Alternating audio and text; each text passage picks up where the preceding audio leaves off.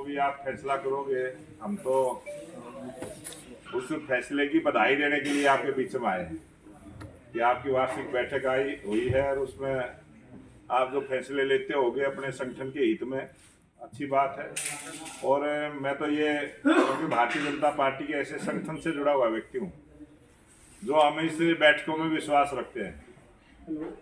हम जो अपने कार्यक्रम तय करते हैं वो बैठकों से तय करते हैं, और ये विश्व की पहली ऐसी राजनीतिक पार्टी है जो अपनी बैठकों के माध्यम से ही आज एक साधारण से परिवार के लोगों को राजनीति में भागीदारी देते हुए आगे बढ़ी। भारतीय जनता पार्टी में तमाम हमारे नेता आपको ऐसे मिलेंगे, उनका बैकग्राउंड चेक करोगे जो साधारण परिवार से हैं, जिनके दादा परदादा राजनीति से दूर रहे हैं। और भारतीय जनता पार्टी एक ऐसी पार्टी है जो प्रेस का सम्मान करती है। प्रेस को लोकतंत्र का चौथा स्तंभ मानकर हम अपनी बात को रखते हैं, और प्रेस के माध्यम से, आपके माध्यम से वो बात बहुत जल्दी जन जन तक पहुंचाई जा सकती है जो एक पॉलिटिकल पार्टी अपना विचार रखती है। और आज ऐसा शुभ अवसर है, आज चौधरी चरण सिंह जी की जयंती का भी अवसर है, और उनकी ससुराल खरगोदे में थी, है ना। तो आज वहाँ के विधायक भी बीजेपी के हैं, और आज किसान दिवस के रूप में भी आज किसानों ने पूरे देश में किसान दिवस के रूप में भी आज का दिन मनाने का काम करते हैं। और आज देश के लोकप्रिय प्रधानमंत्री नरेंद्र मोदी जी ने 71,556 युवाओं को रोजगार के नए अवसर के सर्टिफिकेट भी देने का काम किया, आज के ही दिन किया है। आज उस प्रोग्राम से ही मैं आया हूँ। सीआरपीएफ खेवड़ा के अंदर वो प्रोग्राम था, हमारे सहकारिता मंत्री कृष्णपाल गुर्जर जी उसमें उपस्थित। और आज 45 ऐसे स्थानों पर अलग अलग सभी 71,556 युवाओं को रोजगार का जो अवसर मिला है उसके सर्टिफिकेट देने का काम किया। और 2014 से अब तक 10 लाख से ज्यादा युवाओं को रोजगार इसी प्रकार से देने का काम किया। आज जो वर्तमान के देश के लोकप्रिय प्रधानमंत्री नरेंद्र मोदी जी, जो तीसरी बार देश के प्रधानमंत्री बने, उन्होंने जो भारत के गौरव को बढ़ाने का काम किया, और देश के अंदर एक राजनीतिक पार्टी किस प्रकार के नए नए फैसले लेके और विकास के रास्ते पर देश को आगे ले जाना चाहती है। 2014 में हमारे देश की अर्थव्यवस्था 11वें स्थान पर थी, आज वो 5वें स्थान पर है, और एक लक्ष्य रखा है कि 2027 तक हम दुनिया की अर्थव्यवस्था का तीसरा हिस्सा बने। इस प्रकार के विजन के साथ जो एक सरकार काम करती है वो करके दिखाया है। इच्छा शक्ति मजबूत होनी चाहिए तो कोई भी काम सरकार कर सकती है।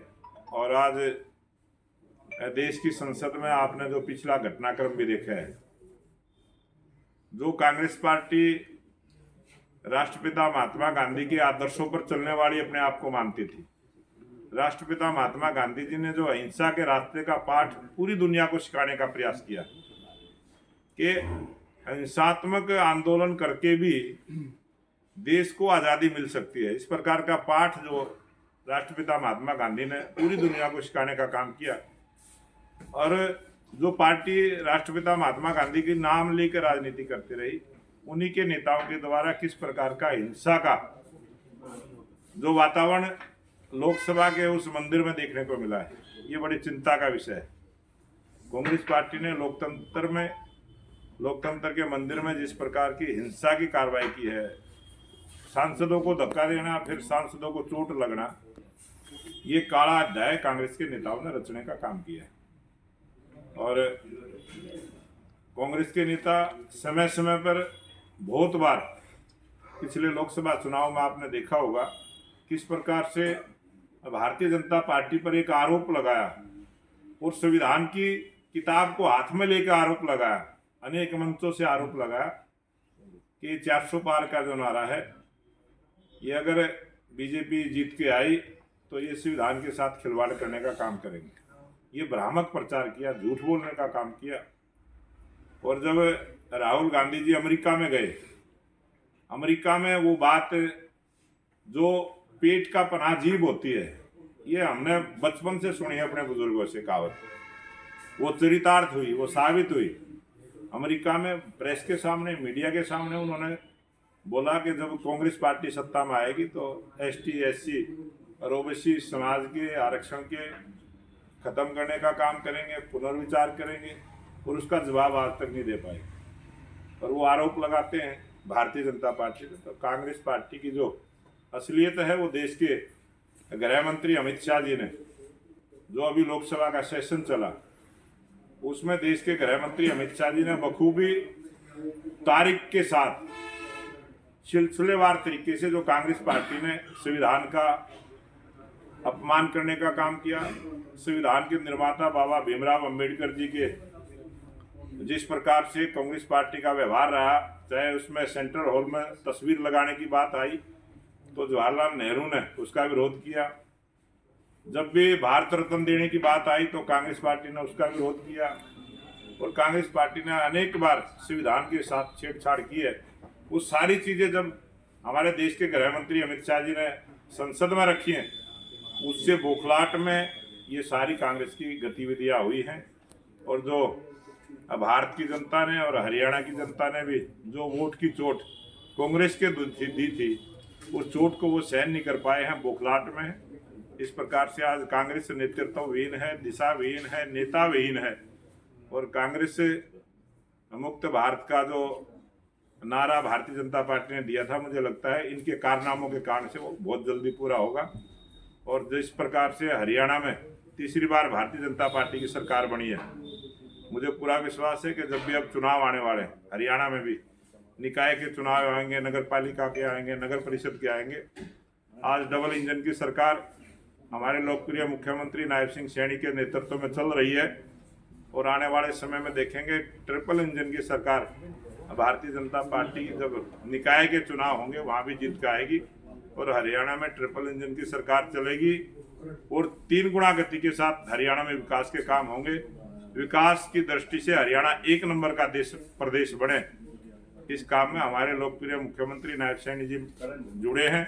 मैं आप सब पत्रकार साथियों से निवेदन करूंगा कि जो भी इस प्रकार की बातें हैं जो मैंने आपसे अभी सारी वर्णन किया है, विस्तार से नहीं कहा हूँ, शॉर्ट शब्दों में आपके साथ सारी चीजों की चर्चा की है।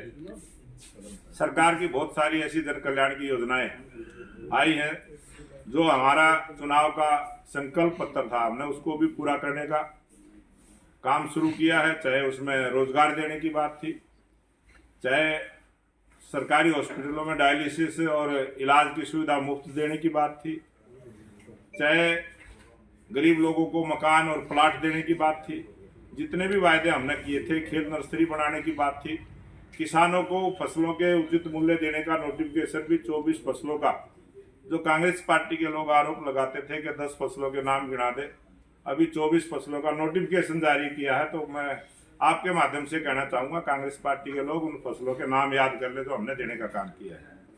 बहुत सारे काम हमारी सरकार ने करे हैं, उन कामों का प्रचार आपके माध्यम से भी हो, इतना निवेदन मैं जरूर सोनीपत प्रेस क्लब से करना चाहूँगा। आप सबने हमें बुलाया, ये मौका दिया, आपके साथ बात करने का जो शुभ अवसर मिला, इसके लिए मैं पूरे प्रेस क्लब सोनीपत का बहुत बहुत आभार प्रकट करता हूँ, धन्यवाद करता हूँ। जय हिंद, जय भारत।